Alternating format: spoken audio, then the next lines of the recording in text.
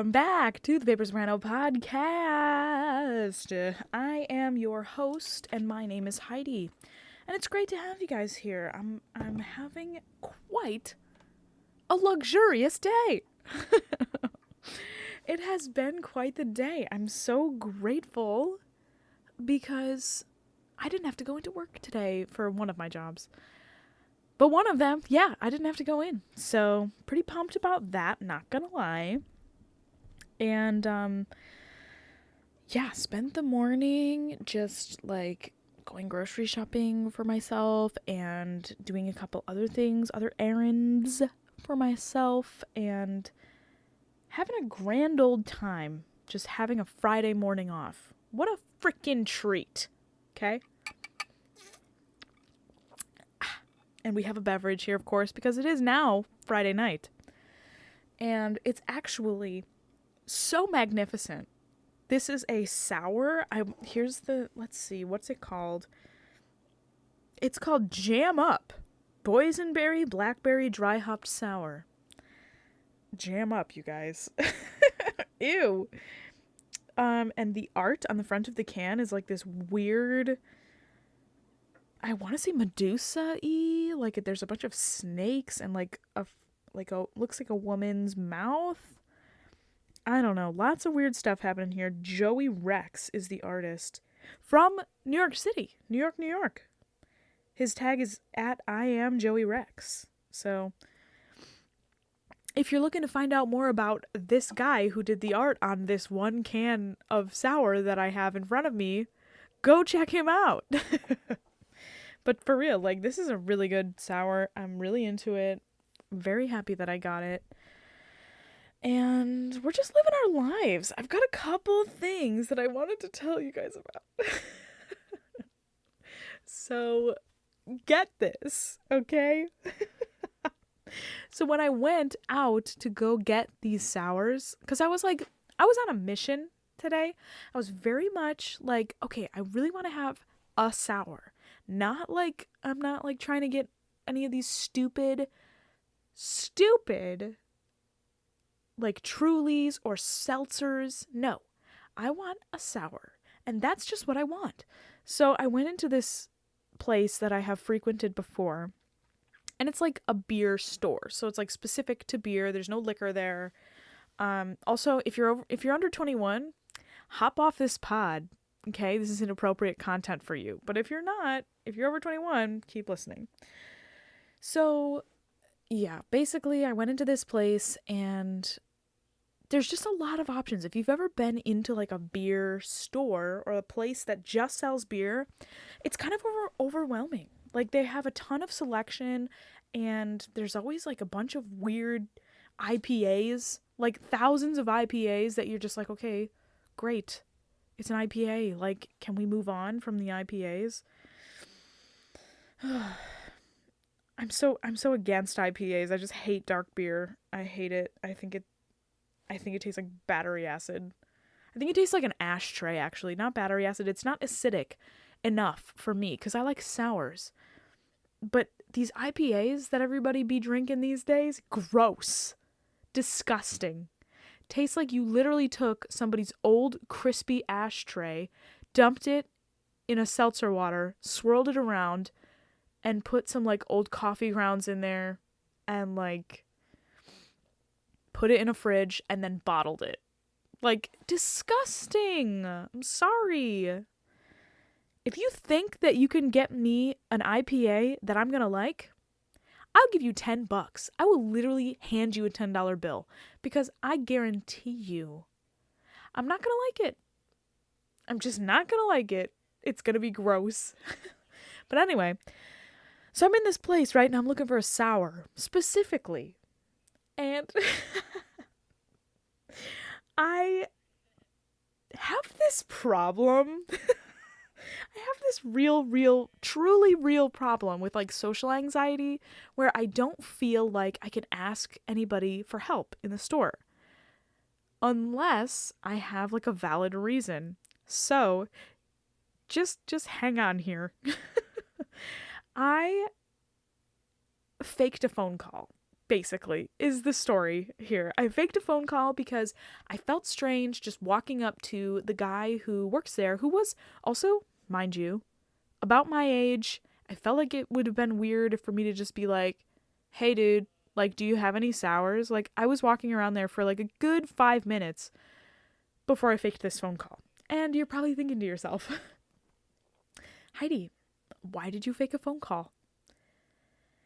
And to that I would say, because it gives me more of a reason to ask and quickly get out of a conversation.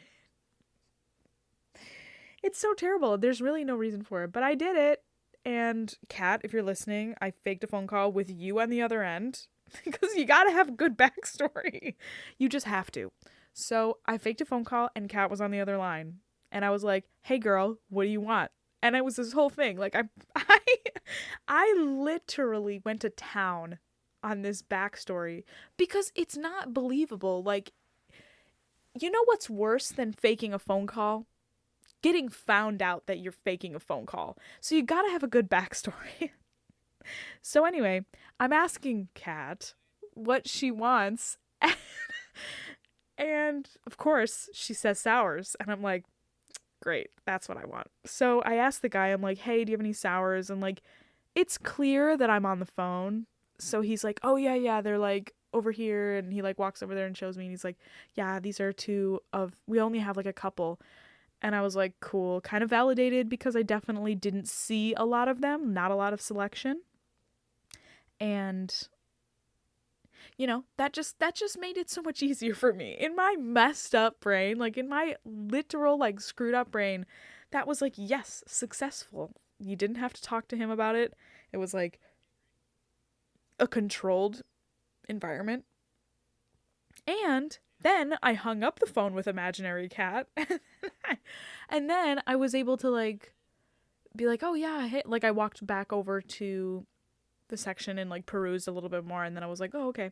Walked over to the register and was like, hey, thanks so much for helping me. Like whatever. Yeah. I don't know what to tell you. Like, this is not the first time I've done this, clearly, because I've got it down to a science.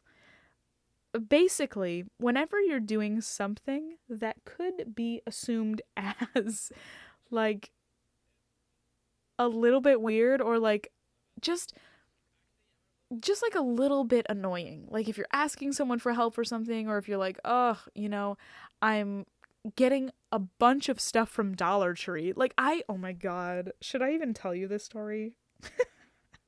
That just reminded me of this one very specific time. I remember creating this story about why I was buying the things that I was buying at Dollar Tree. So if you don't know what Dollar Tree is, I'm sorry for your loss, but like Dollar Tree is a magnificent place where I find a lot of the things that I need for my everyday life. And specifically, I find a lot of things that are like, oh, yeah, you know, if you're going to like a party or if you're going to somebody's house, like pre-COVID, and you wanted to bring like a bunch of stuff, like you just wanted to like stock the party, dude. Like you just wanted to be that person who brought all the snacks. You know, you got your fruit roll-ups, you got your chips, you've got your pretzels, you've got your like, you can buy like soda there, you can buy anything. So one day I was doing that, but instead of snacks, I was buying a bunch of candy. And it was for a party. I think it was like a Valentine's Day thing or something. And I don't remember exactly what it was really for, but I do remember my fake alibi for some reason that I felt so strongly that I needed to justify it to the cashier, this random woman who I have never met in my life, probably will never see again in my life. But for some reason, I felt so compelled to lie to this woman's face and just be like, yeah, I'm an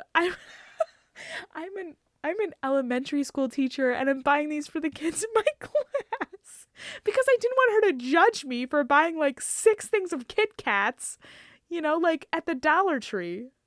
Like, who does that?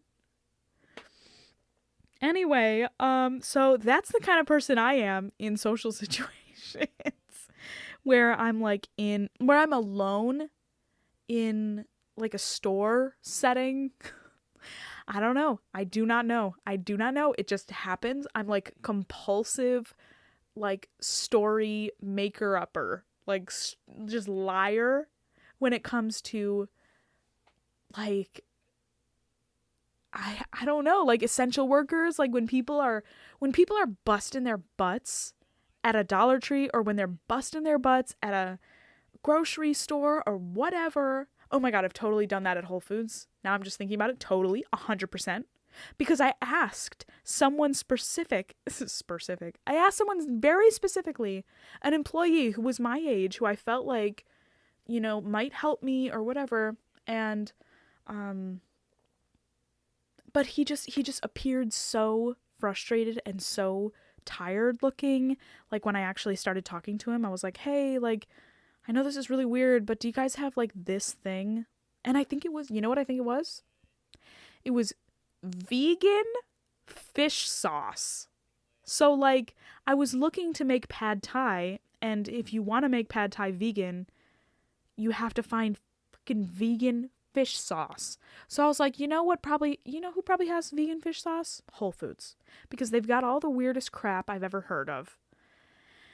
And I go up to this guy, surprisingly, without an alias, without an alibi. And I say to him, I'm like, hey, I know this is really weird, but do you guys have vegan fish sauce? And he looked at me and literally was like, I don't think so. And I was like, shit, crap, like, no. I should have had a story. I should have had someone else to blame it on. Like, I couldn't be the one asking for this random, ridiculous item. But there I was, standing there a couple weeks ago, looking like a fool, looking for vegan fish sauce. So that's what happens when you fake it. And actually, I also remember very specifically, I was in another aisle, and that guy was like stocking that aisle or whatever, and it like 10 minutes had gone by or something, and he must have like remembered what I looked like, because I saw him like looking at me and kind of being like, not like scoping me out, like he wasn't like checking me out or anything. He was literally like trying to remember if I was that person who asked him for the vegan fish sauce, and I was.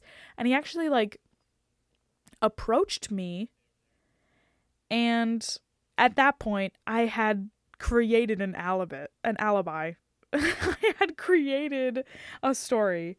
And he said to me, he was like, hey, so I think we actually do have that thing that you're asking for, the vegan fish sauce stuff. And I was like, oh my God, no way. And I don't know why I couldn't just say thank you so much. I was looking for that. I said, I don't know why. I said, thank you so much. My sister was looking to use it in a recipe. She's going to be so happy. What? Why?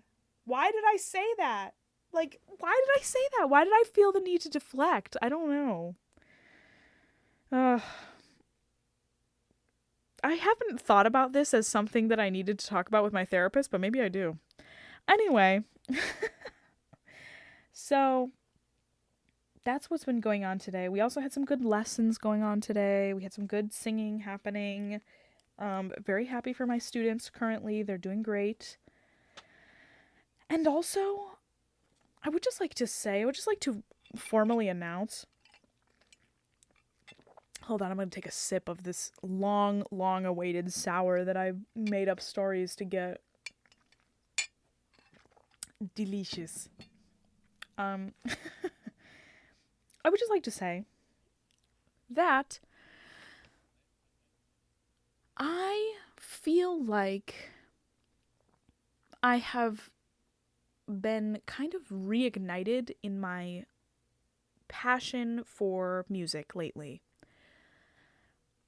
I don't necessarily think that this applies specifically to operatic music. This is not particular to my career path or whatever. Just music in general. I've been doing a lot of something that I used to do quite a bit. I've been doing a lot of lip syncing and listening to music and not singing out loud, but just like dancing around in the mirror, in the bathroom or wherever, and just emoting in that way. And I think that's really important to do. For me personally, I have like a pastime of lip syncing. Like I loved going up into my room, like as a kid, as a teenager, preteen, whatever. I loved going up into my room and sitting down in front of the mirror, the full-length mirror that I had. I loved going upstairs, sitting down, putting on my jams, and just going to town. Basically, like, creating a music video in the mirror for myself. And being able to really express the emotions of the text and be able to, like... Ew, the text. I'm such a singer. But being able to really, like, make the correct shapes with my mouth that singer was doing. Like, if I was singing Demi Lovato, you better believe I was looking like Demi Lovato in the mouth. Like, I had her same vowels, I had her same shapes, I had her same mouth acting, basically, you know? Like, it was so specific, and I feel like I'm getting kind of back into that. And not only, you know, in the mirror or whatever, but, like, also in the car. Ugh, ain't nothing better than getting in the car and turning on some jams and going to town lip syncing, not singing out loud. I'm not a fan of that in the car or really in my apartment, like for pop music, but just going to town lip syncing on that, you know? It can be so satisfying to me, and I don't necessarily know why, because also singing is very satisfying, but yeah, not a big fan of like singing pop music.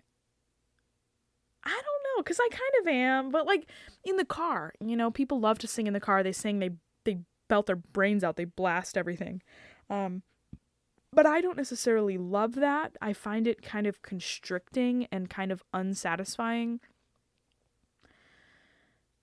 And I think that lip syncing is just all the best of both worlds. Like you can emote and you can be so particular with your choices and not have to worry about what you sound like, or not have to worry about like singing unhealthily in the car. Because not sure if you all know this, but if you're a young singer and you're listening to this podcast and you haven't really heard this many times, like I'm sure a lot of the older, more seasoned singers have heard this, but there is a specific thing that happens when you are in like a loud scenario, and you tend to sing louder or speak louder in those scenarios, and you push more.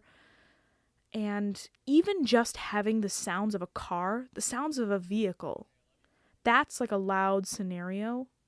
So like singing in a car, you're going to be exposed to a loud scenario because you're probably going to blast the music. But also on top of that, there's like car sounds, like the engine running and the pavement underneath the wheels and other cars going by, the wind going by the car. Like that's a ton of volume.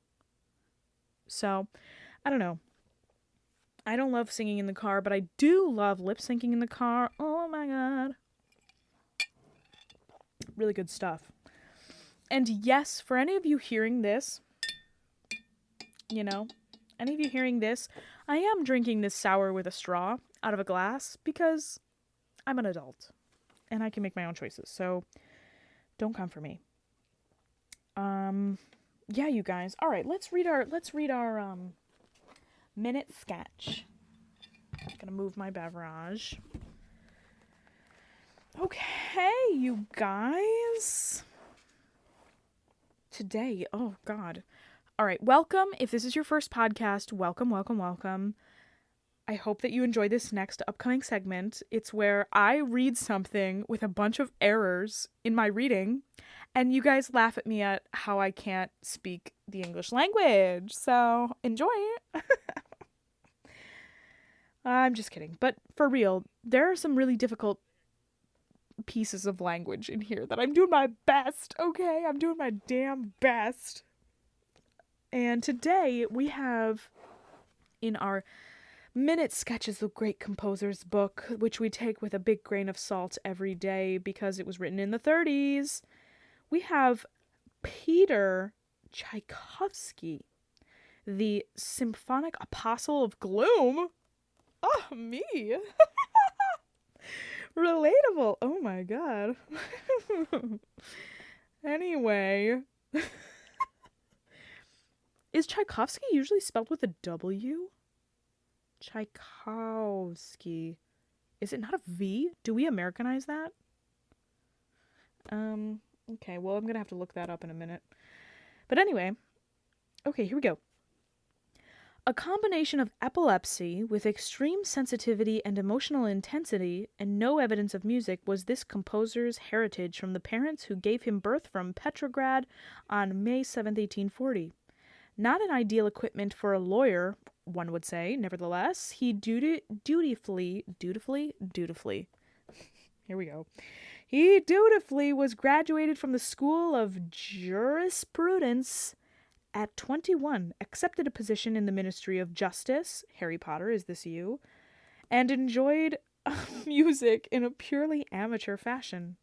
But one day, when he and his cousin were at the piano, he was struck by the latter's chord modulations from one key to another, and nothing would satisfy him but that his parents permit him to also study harmony.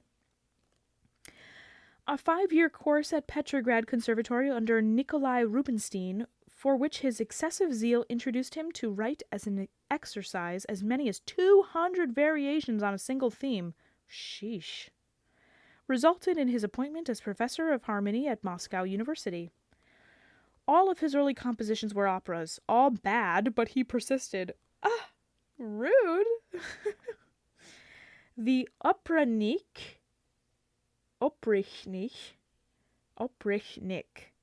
God, written at 34, was the first success to win him recognition in Russia.